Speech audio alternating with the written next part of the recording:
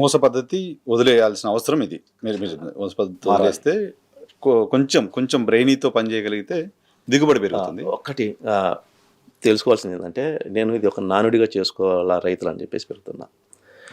అధిక ఎత్తు, అధిక ఆకులు, అధిక పచ్చదనం నాశనానికి, వ్యవసాయ నాశనానికి ఇవి దారితీస్తాయి. ఓకే. పచ్చదనం మంచిది కాదు. అవసరానికి మించిన ఎత్తు మంచిది కాదు, అవసరానికి మించిన పచ్చదనం మంచిది కాదు, అవసరానికి మించిన ఆకులు మంచిదని దిగుబడి నీవు. సో అవన్నీ నిజానికి ఆ చెట్టుకు వస్తున్నాయి కదా, మనం ఇస్తున్నాయి. మనం మనమే దాని గమనాన్ని మారుస్తున్నాం. కరెక్ట్. దాని గమనాన్ని మనం మారుస్తున్నాం. అంటే వరి వేసే రైతు నేను గడ్డి కోసం వేస్తున్నానా, ధాన్యం కోసం వేస్తున్నానా డిసైడ్ చేసుకొని వరియాలి. ఓకే. అప్పుడు అర్థమవుతుంది నేను ఎక్కడ తప్పు చేస్తున్నానని. Okay, right. ఆ మోస పద్ధతి నుంచి బయటకు రావాల్సింది ఒకటి. మార్కెటింగ్ మేజర్గా సరే, ఆ పంట సాగు చేస్తున్న టైంలో దిగుబడి కోసం రైతు ఏం చేస్తున్నాడు అనేది చర్చ తక్కువ ఉంది. మార్కెటింగ్ సంబంధించిన చర్చ ఎక్కువ ఉంది.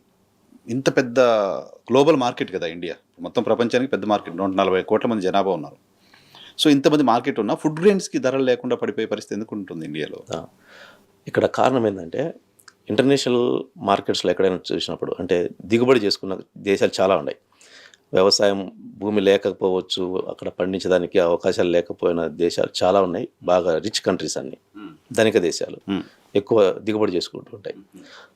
అక్కడ ఎక్కడ పోయి చూసినా మన ఇండియన్ ప్రొడ్యూస్ కనపరాదు.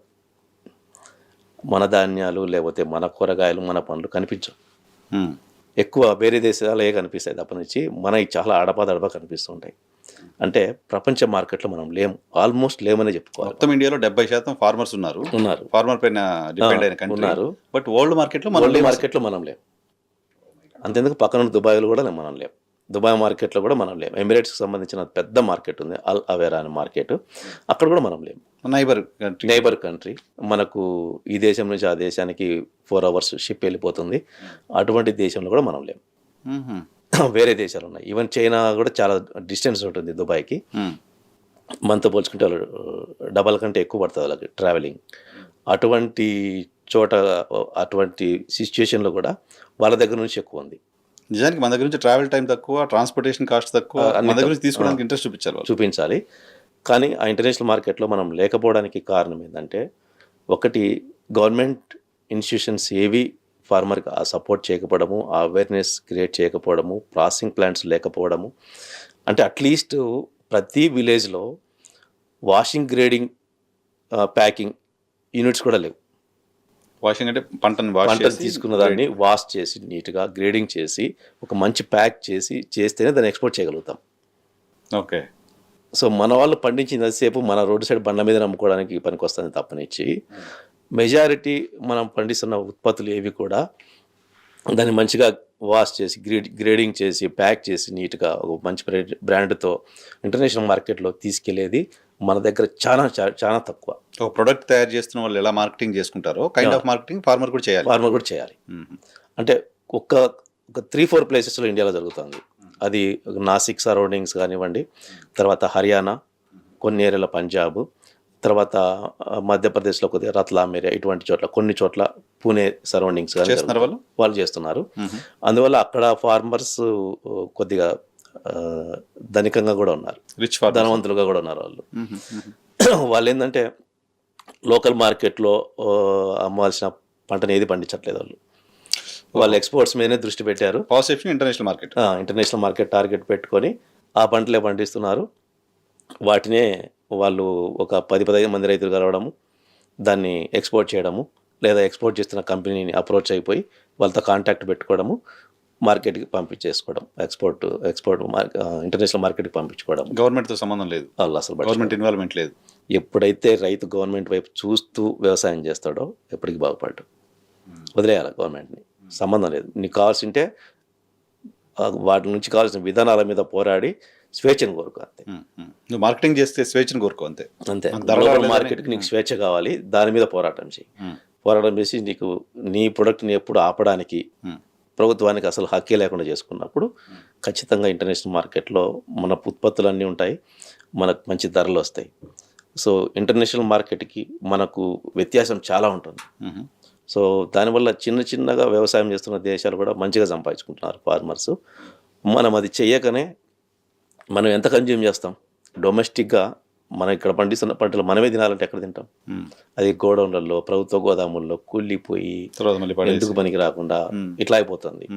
ఇప్పుడు చూడండి, ఇప్పుడు చౌక దుకాణంలో ఇస్తున్న బియ్యం కూడా క్వాలిటీ ఎందుకు లేవు అంటే, పంట ఎక్కువ వస్తుంది, దాన్ని ఎక్కువ నిలువ పెట్టేస్తున్నారు గోడౌన్లలో.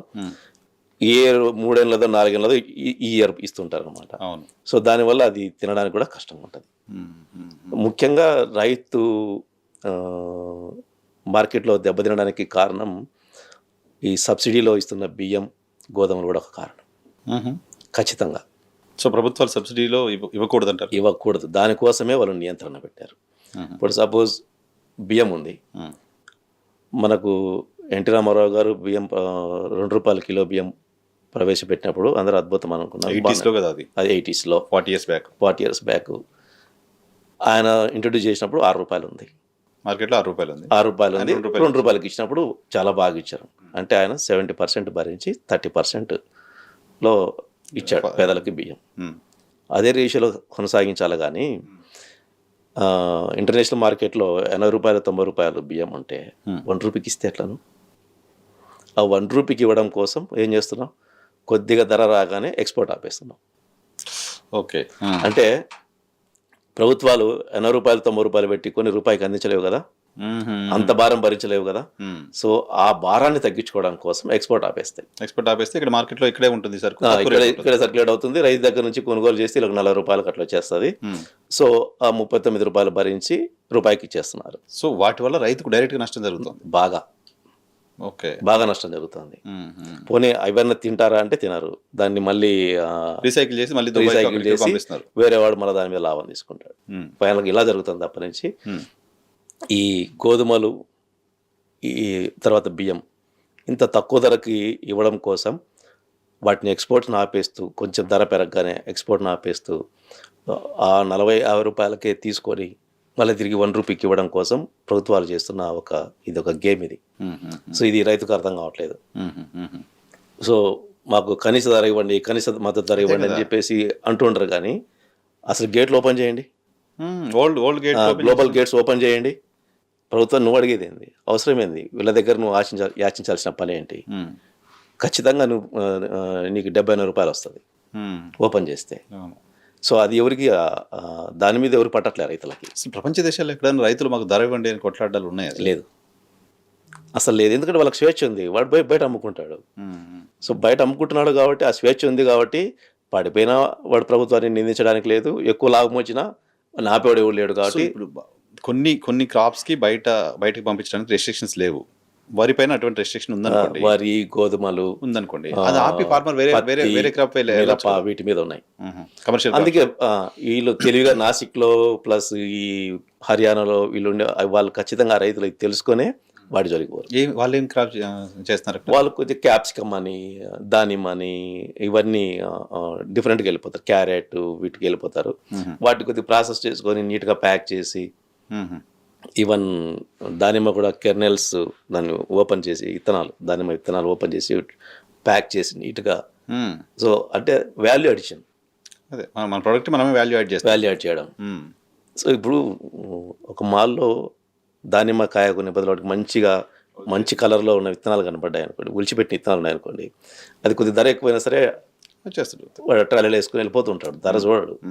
సో దాన్ని క్యాచ్ చేస్తారు వాళ్ళు. సో ఆ మార్కెట్ చాలా పెద్దగా ఉంటుంది, ఎక్కువ ధర వస్తుంది. ఇప్పుడు మనకు దుబాయ్లో చూసినప్పుడు ఫిలిప్పైన్స్ నుంచి బనానా వస్తుంది. మేజర్ బనానా అంతా ఫిలిప్పైన్స్ నుంచి వస్తుంది. అక్కడ మీరు ఆ బనానా చూడండి, చిన్న మచ్చ కనిపించదు, అంత క్లియర్గా ఉంటుంది. అంటే ఆ ఎక్స్పోర్ట్ క్వాలిటీ పండించడం మనకు రావాలంటే మనం పెస్టిసైడ్స్ వాడడం పైన కంటే కూడా మొక్కకి పోషకాలు విధానం తెలుసుకోవాలి. సో మన దృష్టి ఏంటంటే మనకు అప్పిచ్చే డీలర్ ఉండాలి, అందుబాటులో ఆ పురుగు మందులు ఉండాలి, తెగుళ్ళ మందులు ఉండాలి, వచ్చినప్పుడు చూసుకుందాం. అంటే మన విధానం రైతు దగ్గర కానీ ప్రభుత్వం దగ్గర కానీ ఉండే విధానం ఏంటంటే చేతులు కాలేక ఆకులు పట్టుకునేది. రైతు అంతే, సమస్య వచ్చినాక, తెగులు వచ్చినాక దానికి స్ప్రే చేయడానికి వెళ్తాడు. అది రాకుండా ఉండాలంటే ఏం ప్రాక్టీస్ చేయాలనే దాని మీద దృష్టి పెట్టాడు. అలాగే ప్రభుత్వం కూడా ఏంటంటే రైతు నష్టపోకుండా ఉండడానికి ఏ విధానాలు తీసుకురావాలో దాని మీద దృష్టి లేదు. సో నష్టం జరిగిన తర్వాత అప్పుడు పరిగెత్తారు. ప్రతిపక్షాలు కావచ్చు, అధికార పక్షం, ఏదైనా సరే, మొత్తం ఎవరున్నా ఇదే జరుగుతుంది. నష్టపోయినప్పుడు గోల పెడతారు. నష్టం జరగకముందు ఏం చేయాలా అంటే మన పరిశోధన సంస్థలు దానివైపు అడుగులేయాలి, ఆ సమాచారాన్ని రైతులకు అందజేయాలి, వీళ్ళలో మార్పు తీసుకురావాలి. ఎంతమంది అగ్రికల్చర్ ఆఫీసర్లు ఫీల్డ్కి వెళ్తున్నారు?